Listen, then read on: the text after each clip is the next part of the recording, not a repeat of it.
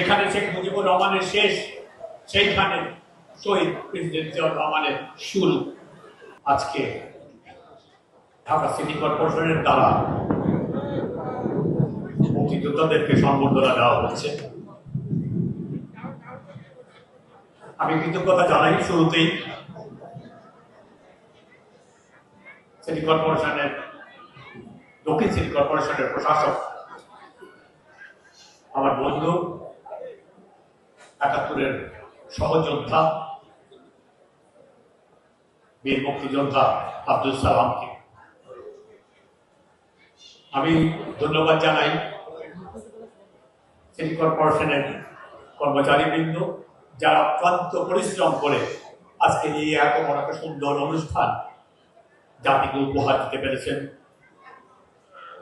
আমি ধন্যবাদ জানাই additional secretary, chief executive officer Mohammad Zahirul ইসলামকে এর সিটি কর্পোরেশনের পক্ষ থেকে নেতৃত্ব দেওয়ার জন্য।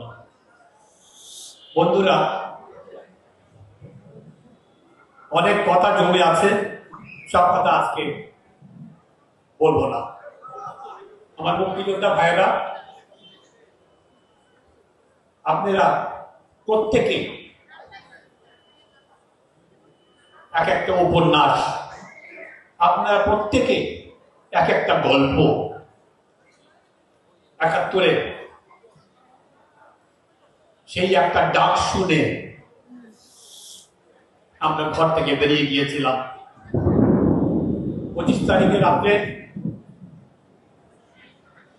সেই বর্বরীয় হত্যাযজ্ঞ চালানোর পর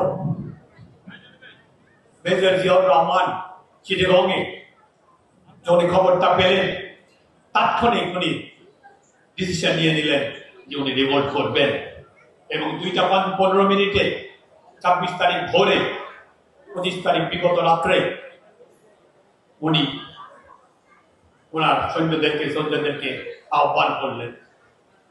সেই শুরু হলো, সেই সূচনা হলো মুক্তিযুদ্ধের।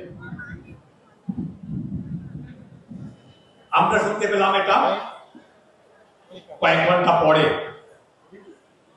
এবং এই একটা ঘোষণার মাধ্যমে, কি আশ্চর্য, একটা ঘোষণার মাধ্যমে উনি সারা দেশকে ৭.৫ কোটি মানুষ, তাদেরকে সাধারণ মানুষ থেকে মুক্তিযোদ্ধায় পরিণত করলেন। কোথায় গেল আমাদের ভয়? কোথায় গেল আমাদের আরামায়েশের জন্য চাওয়া? ঘর থেকে বের হয়ে গেলাম। কোথায় যাচ্ছি জানি না, কিন্তু আমরা ঠিকানা পেয়েছি, ধ্রুব তারার মতন যুদ্ধের ঠিকানা। সেই ঠিকানার দিকে আমরা অগ্রসর হলাম এবং যুদ্ধে গেলাম, ট্রেনিং নিলাম, মুক্তিযোদ্ধায় পরিণত হলাম। দুঃখের বিষয় যে নাকি মানুষকে উত্তেজিত করে আগুনের মুখে, গোলার মুখে, বন্দুকের মুখে আমাদেরকে রেখে চলে গিয়েছিলেন পাকিস্তানে শেখ মুজিবুর রহমান সাহেব। ওনাকে আমি কোনদিকে ছোট করতে চাই না, অনেক বড় মাপের নেতা, কিন্তু উনি আলটিমেট সময়টায় উনি জাতিকে ফেল করলেন। যেখানে শেখ মুজিবুর রহমানের শেষ, সেইখানে শহীদ প্রেসিডেন্ট জিয়াউর রহমানের শুরু। একটা সত্যকে হাজার চেষ্টা করেও আপনি রেখে রাখতে পারবেন না, মিথ্যা দিয়ে বেশি দিন চলা যায় না। আজকে এই ১৭ বছরে এবং তার আগে ৭২ থেকে ৭৫, যেখানে রক্ষী বাহিনী দিয়ে সাধারণ মানুষকে, ২০ থেকে ২২ হাজার মানুষকে হত্যা করা হয়েছে, তার মধ্যে বেশিরভাগই ছিল মুক্তিযোদ্ধা। আমাদের মুক্তিযুদ্ধ করার কারণে আমাদেরকে অনেক অবহেলিত হতে হয়েছে।